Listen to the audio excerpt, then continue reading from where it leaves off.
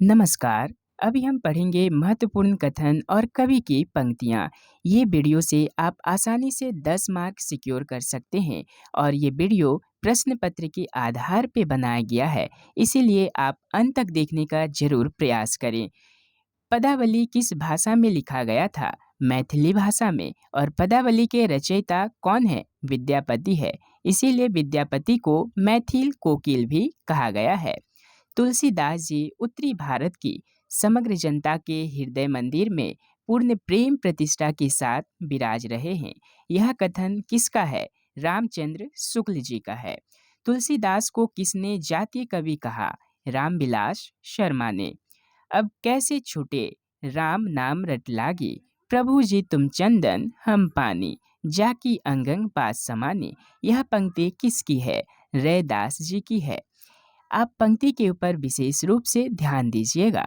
स्नेह निर्झर बह गया है, रेत ज्योतन ढह गया है। यह किसकी पंक्ति है? सूर्यकांत त्रिपाठी निराला जी की है। वे मुस्काते फूल नहीं जिनको आता है मुरझाना, वे तारों के दीप नहीं जिनको भाता है बुझ जाना।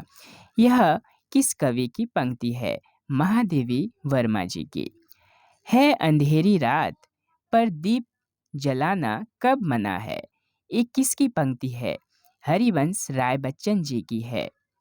दशरथ सूत तिहु लोक बखाना, राम नाम का मरण है आना। यह पंक्ति किसकी है? कबीर दास जी की है। आलवार संतों की संख्या कितनी मानी गई है? 12। सुख सागर किसकी रचना है? सुख सागर सदा सुखलाल जी की है। नासिकेतो पख्यान के रचनाकार कौन है? सदल मिश्र जी हैं। प्रेम सागर किसकी रचना है? प्रेम सागर लल्लू लाल जी की रचना है। निराला की कौन सी कविता प्रगतिवाद पर आधारित है? कुकुर मुत्ता, गर्म पकौड़ी, तोड़ती पत्थर और भिक्षुक, ये चारों कविताएं प्रगतिवाद पर आधारित है। कई दिनों तक चूल्हा रोया, चक्की रही उदास, कई दिनों तक कानी कुतिया सोई उनके पास। यह कविता किसकी है? नागार्जुन जी की कविता है। किंतु हम हैं द्वीप, हम धारा नहीं हैं, ये किसकी पंक्ति है? ये पंक्ति अज्ञे जी की है। वात्सल्य और श्रृंगार के क्षेत्रों का जितना अधिक उद्घाटन सूर ने अपनी बंद आंखों से किया, उतना किसी और ने नहीं किया। क्षेत्रों का वे कोना कोना झांक आए। ये किसका कथन है?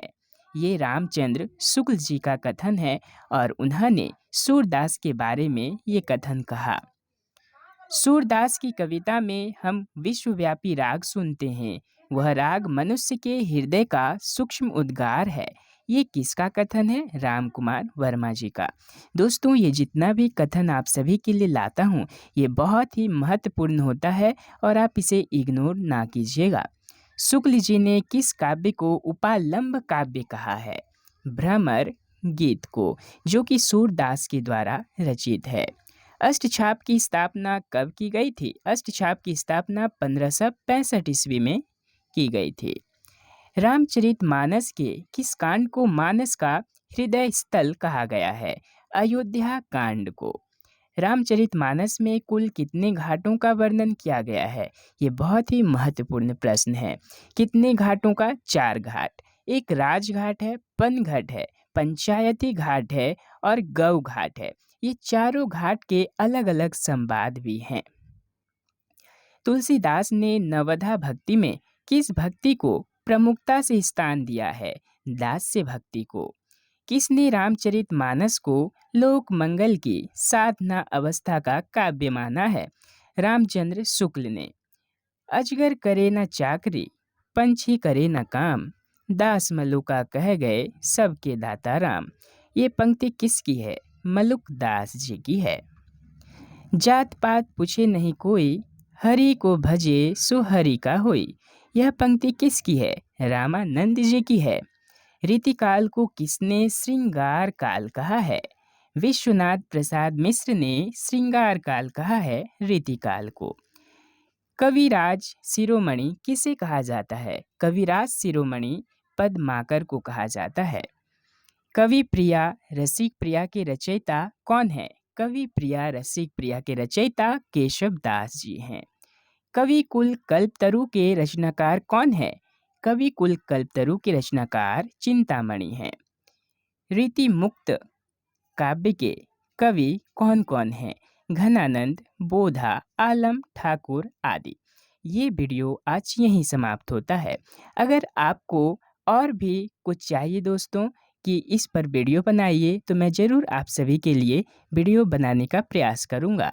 आप सभी कमेंट्स करके ज़रूर बताएं। अगर आप मेरे चैनल पर नए हैं तो ज़रूर सब्सक्राइब कर दीजिए, ताकि मैं नए नए वीडियो भी लाऊंगा तो आपको नोटिफिकेशन से पता चल जाएगा। बहुत बहुत धन्यवाद और शुक्रिया। अब अगले वीडियो में मिलते हैं।